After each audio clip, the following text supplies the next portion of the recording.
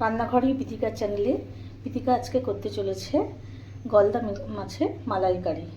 গলদা চিংড়ি মাছের মালাইকারি। এর ভেতরে আমার যে মাছালার কাছে মাছ নিয়েছিলাম, ভেতরে সুতোটা এখান দিয়ে বার করে দিয়েছে, একটা মোটা সুতো এখান দিয়ে আমি কাটি দিয়েছি। এটা সব এখানে যা থাকে সুট্টু সব কেটে দিয়েছে পরিষ্কার করে। ডাঁড়ালা গলদা চিংড়ি। এবার এটাকে নুন হলুদ মাখিয়ে কেটেছি। এবার আমি এটাকে ফ্রাই করব। ভেজে নেওয়ার জন্য আমি এখানে কড়াইতে তেল দিলাম। মালাইকারি কোকোনাটটা মিক্সি জারে আমি পেস্ট করে নিয়েছি জল দিয়ে, আর গরম জলের মধ্যে ওই পেস্টটাকে ডুবিয়ে তারপরে ছেঁকনিতে ছেঁকে ছেঁকে, মানে কোনো ওই এটাকে শুধু জলটাকে নিতে হবে। যে কোকোনাট দুধটাকে বার করে নিয়েছি। চিংড়ি মাছগুলো আস্তে আস্তে ফ্রাই করে নেবো।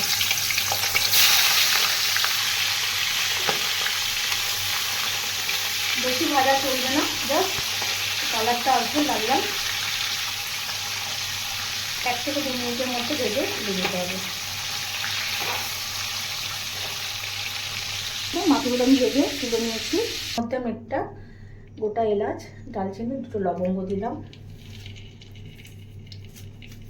2টো তেজপাতা দিলাম। এটা অপশনাল, আপনারা দিলে দিতে পারেন, নাহলে স্কিপ করে দেবেন। জারের মধ্যে কাঁচা লঙ্কা টমেটো নিয়েছি, এটা পেস্ট করে নেব। সুন্দর গন্ধ ছাড়া পর্যন্ত আমি এটাকে নেড়ে যাব। কুচিয়ে রাখা পেঁয়াজ কুচি, তো হালকা বাদামি বাদামি হবে। বাদামি বাদামি হয়েছে। আমি এইটার মধ্যে একটা মিডিয়াম সাইজের পেঁয়াজ আর 5 কোয়া রসুন, বড় কোয়া, আর 1 ইঞ্চি আদা পেস্ট করেছি, সেটা দিয়ে দিলাম।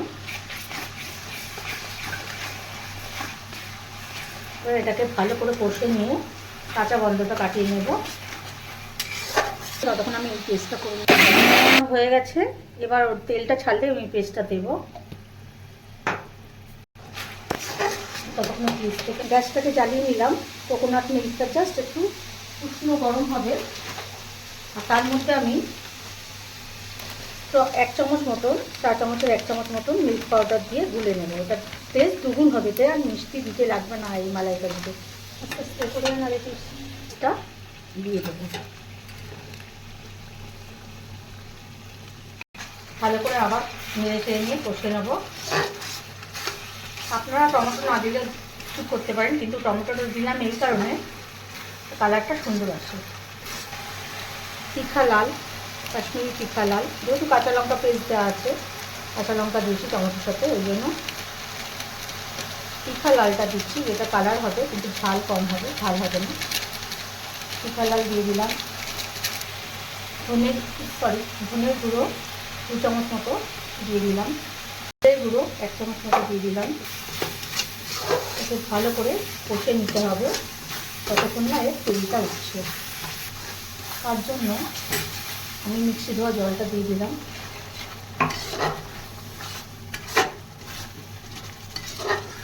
গুলে গেছে। 1 চামচ মতন ব্ল্যাক পেপার দিয়ে দিলাম, গোলমরিচের গুঁড়ো, নুন হয়ে যায়। এই মালাইকারিতে আমি কোনো চিনি দেবো না, যেহেতু মিল্ক পাউডার কোকোনাট দুধের সাথে গুলে নিয়েছি। মিল্ক পাউডারের টেস্টেই একটা হালকা হালকা মিষ্টি হবে, খুবই খেতে টেস্ট হবে। আমি মাছ ভাজার সময় লবণ হলুদ মাখিয়েছিলাম, এটার মধ্যে অর্ধেক খেয়াল করেছেন আমি কোনো হলুদ দিইনি, এটাতে হলুদ দেবো না। আর কর্ন অনুযায়ী, মশলা অনুযায়ী লবণটা দিয়ে দিলাম। না ধরে যায় তার জন্য সামান্য জল দিয়েছিলাম। এবার দেব গরম মশলা গুঁড়ো, আমার বাড়িতে তৈরি করে রাখা গরম মশলা গুঁড়ো। মতো হয়ে আসবে, এই মুহূর্তে আমি ভেজে রাখা কর্নগুলো দিয়ে দেবো, মিশিয়ে নেব। আর কোনো জল যাবে না, শুধু কোকোনাট মিল্ক, তার সাথে পাউডার মিল্ক গুলে রাখা আছে সেটাই যাবে। এই মিল্কে, কোকোনাট মিল্ক পাউডার মিল্কের জলেই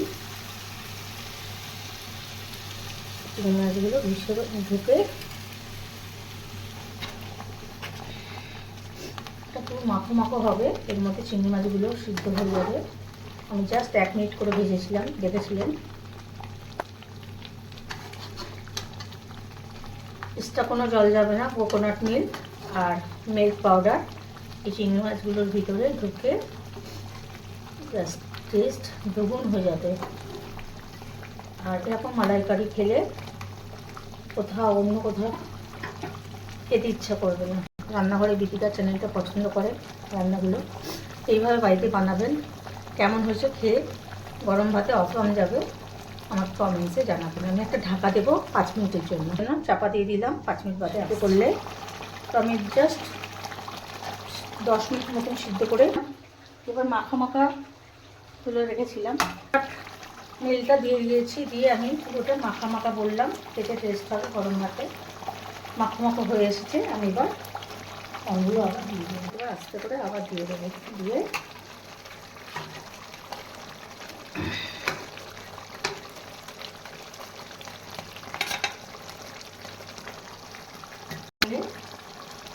চিংড়ি মাছের মালাইকারি রেসিপি উপর থেকে একটু ধনেপাতা গার্নিশ করে দিলাম। আপনারাও বানিয়ে খেয়ে দেখবেন আর বলবেন কেমন হয়েছে। নমস্কার।